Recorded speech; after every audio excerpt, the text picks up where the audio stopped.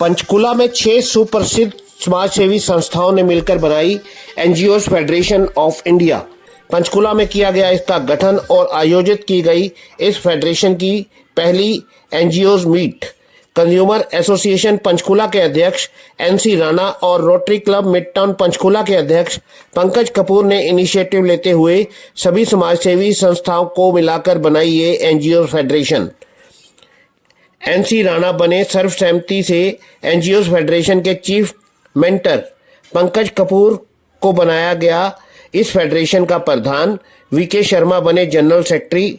मनीषा चौधरी को वरिष्ठ उप प्रधान, डॉक्टर मनील ग्रोवर को उप प्रधान, राकेश कपूर को कन्वीनर, सुनील दीवान को संयुक्त सचिव, कर्नल पीएस गोपाल को चीफ एडवाइजर, सुरेश गोपाल को चीफ टेक्निकल कंसल्टेंट, एमएल महाजन को चेयरमैन एनवायरनमेंट योगा गुरु, जेएन सिंगला को चीफ योगा एडवाइजर बनाया गया। पंकज कपूर ने बताया कि हमने निस्वार्थ सेवा करने वाले लोगों को इस फेडरेशन का हिस्सा बनाया है। देखिए पंचकुला से पत्रकार राजीव ठाकुर की ये रिपोर्ट। एनजीओ को एक प्लेटफॉर्म पर लेकर आने के पीछे क्या उद्देश्य है और इसकी जो गतिविधियां रहेंगी यानी समाज सेवा के लिए जो कार्य रहेंगे वो कहां तक क्रियान्वित होंगे? देखिए, हमारा जो हमने इनिशिएटिव लिया कि सभी एनजीओज को एक प्लेटफॉर्म पर लेके आए, उसके पीछे जो हमारा उद्देश्य था समाज सेवा। क्योंकि देखो, समाज सेवा सभी एनजीओज कर रही हैं, अलग अलग डायरेक्शन में कर रही हैं, बट लेकिन हमारा पर्पस था कि हम सब अलग डायरेक्शन में चल रहे हैं बट एक साथ मिलकर एक ही, क्योंकि पर्पस सबका एक ही है, that is social cause, social work.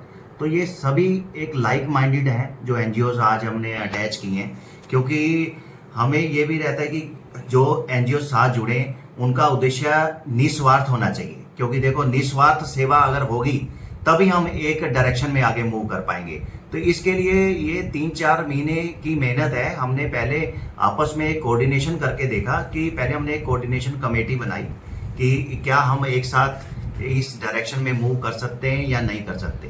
तो जब हमें लगा कि यस, हम इस डायरेक्शन में मूव कर सकते हैं, तो हमने इस उद्देश्य को, अब हमने इसका जो नया हमने नाम रखा है that is NGOs federation of India.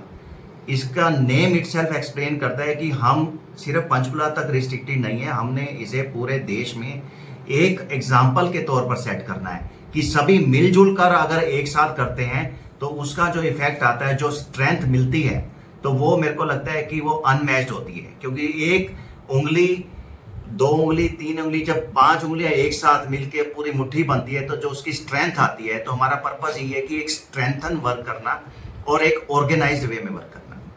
जी, जिस तरह से आपका अपना जो अलग अलग सबके एनजीओ हैं उनके अलग अलग कार्य रहे हैं सोशल वर्क के, जब सब एक साथ ही आ जाते हैं तो वो अलग अलग तरह के उनके कार्य हैं। मान लीजिए कोई पेट्स के लिए करते हैं, कोई इंसानों के लिए, कोई मेडिसिन एरिया में करते हैं।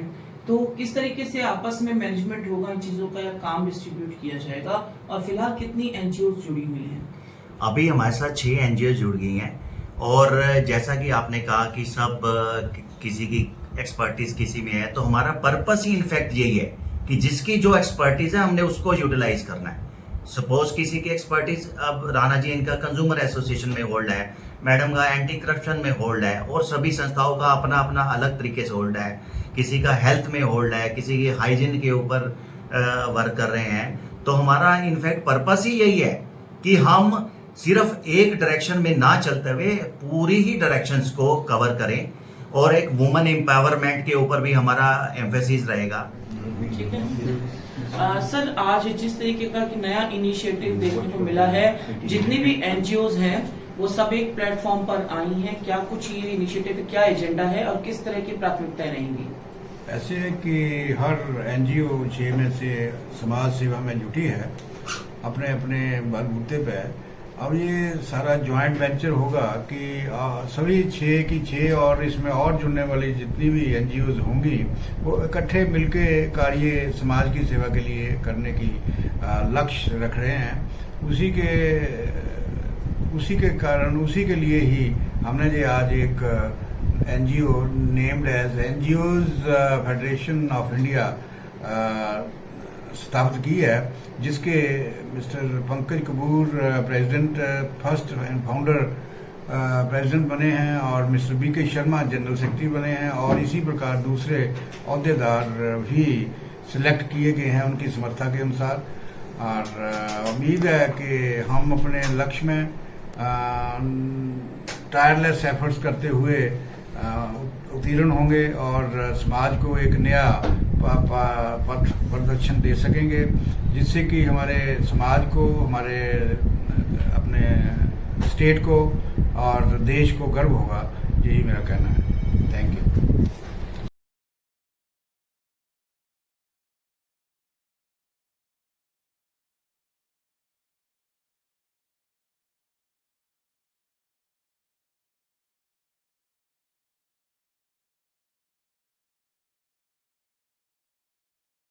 जी मनीषा जी, जिस तरीके का इनिशिएटिव देखने को मिला है, अगर आप बात करें विमेन रिप्रेजेंटेटिव भी हैं आप इस फेडरेशन में, अब विमेन एम्पावरमेंट को लेकर और क्राइम अगेंस्ट विमेन है या उनकी अवेयरनेस को, हाइजीन को लेकर किस तरीके से कार्य आगे के होंगे, क्या प्राथमिकता रहेंगी?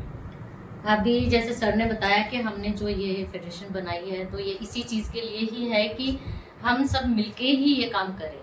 जैसे कि अब अवेयरनेस कैंप्स लगाते थे हम लोग, तो अब हम अकेले नहीं हो गए, अब हमारे साथ पूरा ग्रुप, पूरी फैमिली हो चुकी है जो हम पूरे मिलके करेंगे। जैसे रोटरी है, रोटरी के साथ मिलके अवेयरनेस कैंप्स लगाएंगे। अब मैं वुमेन सेल में भी एज ए काउंसलर हूँ, जैसे तो कोई किसी के पास कोई भी केस ऐसा हो कि भी नहीं पता लग रहा या नहीं जा पा रहे हैं, तो वो मेरे साथ कांटेक्ट करके तो मैं उनकी हेल्प कर सकती हूँ। वही है कि NGOs जो स्पेशल जो कर सकती है, जो काम कर सकती है, जैसे एंटी करप्शन में मैं करती हूँ, तो किसी का भी कोई भी प्रॉब्लम होगा तो वो मुझे कोऑर्डिनेट करेंगे कि मैम ऐसे ऐसे है, तो हम उसको कर सकते हैं। बच्चों के ऊपर है कि जब बच्चों को ये बड़ी परेशानियाँ आजकल आ रही हैं, मैरिजेज में आ रही हैं, तो वो सभी के लिए हम एक ही प्लेटफॉर्म पे हैं, तो हम मिलजुल के सब काम करेंगे इसके लिए। Thank you.